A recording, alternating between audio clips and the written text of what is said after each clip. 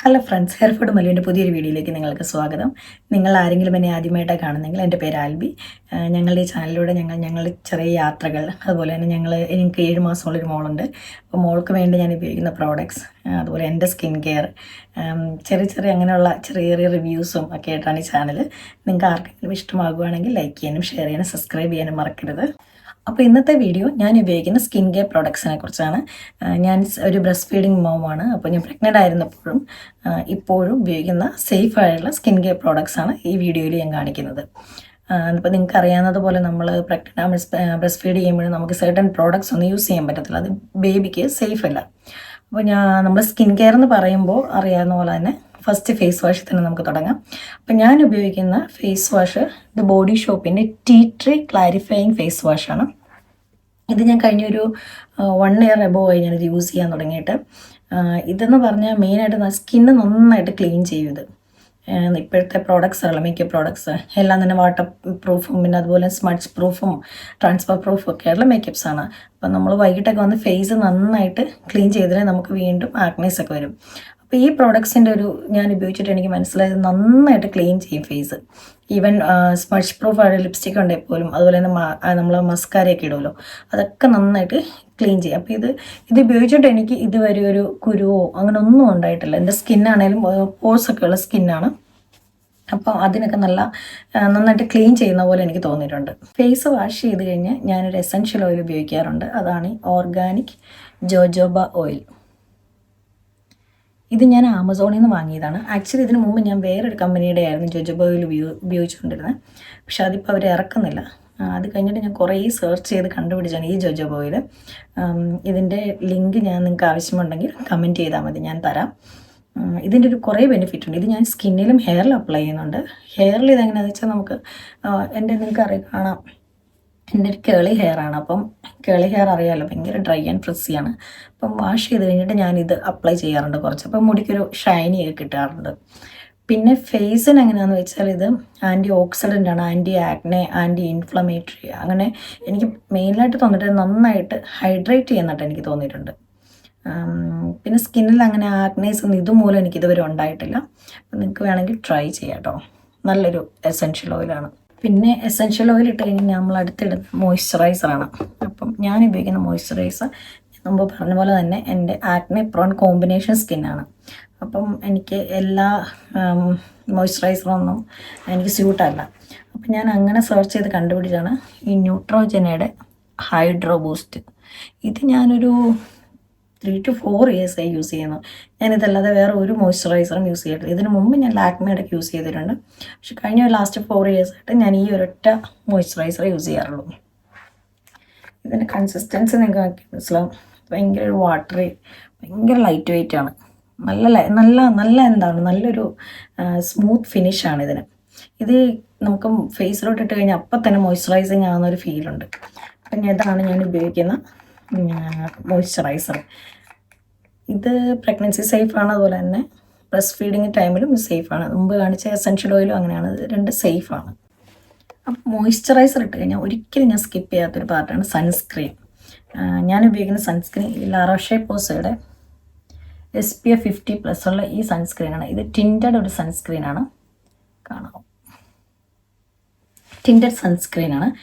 ഇതിൻ്റെ ഒരു ഗുണം എന്താണെന്ന് വെച്ചാൽ ഇത് വാട്ടർ കൺസിസ്റ്റൻസിയാണ്.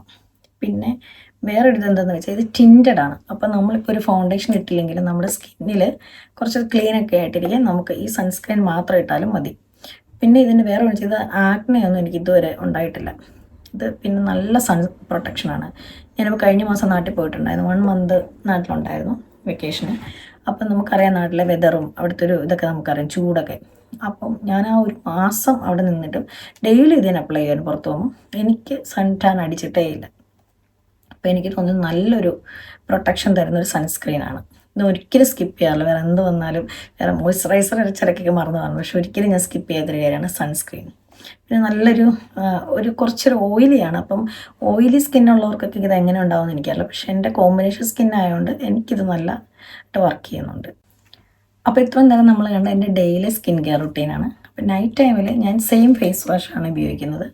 ഈ ബോഡി ഷോപ്പിൻ്റെ tea tree clarifying face wash. പിന്നെ ഞാൻ സ്പെഷ്യലായിട്ട് അപ്ലൈ ചെയ്യുന്നതാണ് ഞാൻ നേരത്തെ ഒലയുടെ റെറ്റിനോളുള്ള ക്രീം യൂസ് ചെയ്യുമായിരുന്നു. പക്ഷെ പ്രഗ്നൻ്റ് ആയ ശേഷം ഞാനത് സ്റ്റോപ്പ് ചെയ്തു. പിന്നെ ഞാനിടുന്നതാണ് ഈ ബനാന ബോട്ടിൻ്റെ ഈ അലോവേറ ജെല്ലും പിന്നെ ബോഡി ഷോപ്പിൻ്റെ തന്നെ ടീ ട്രീ ഓയിലും.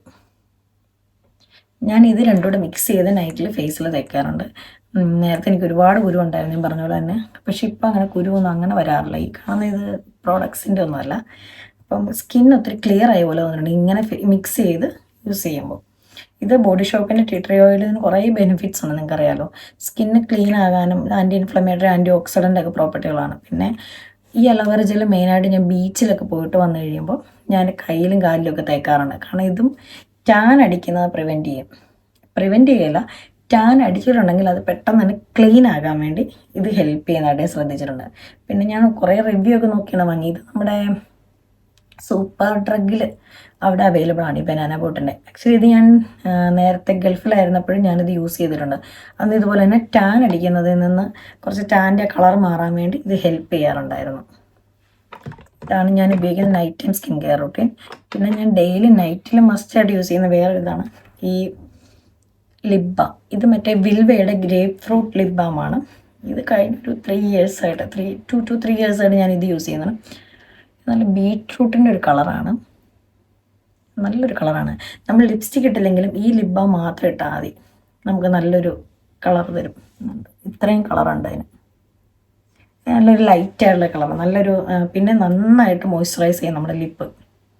ഞാനിത് നാട്ടിൽ നിന്ന് വരുത്തുന്നതാണ്. ശരിക്കും ഞാൻ നാട്ടിൽ പോകുമ്പോൾ 2-3 എണ്ണമൊക്കെ ഒന്നിച്ച് വാങ്ങി വെപ്പിക്കും അവിടുന്ന്.